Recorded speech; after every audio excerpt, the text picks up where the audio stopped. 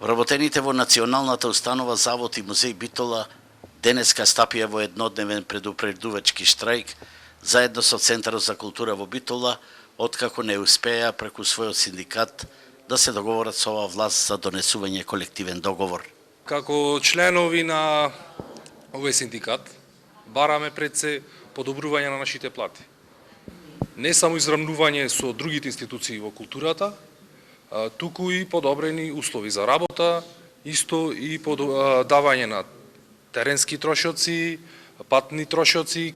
Мизерни плати со кои докторите на науки добиваат само по 400 евра, службени патувања без дневници и други трошоци, конзерваторска и реставраторска работа без заштита при работа, се само дел од проблемите што денеска ги посочија вработените во Завод и музеј Битола.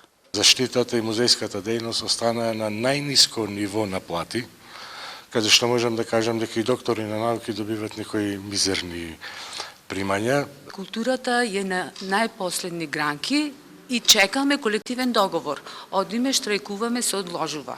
Значи, тоа трае до сега. В година јас ке се пензионирам. Уште го немам дочекано новиот колективен договор. Вработените во Народната библиотека и Битолскиот театар рекоа дека се солидаризираат со протестот, но не штрајкуваа бидејќи биле членови на СОНК.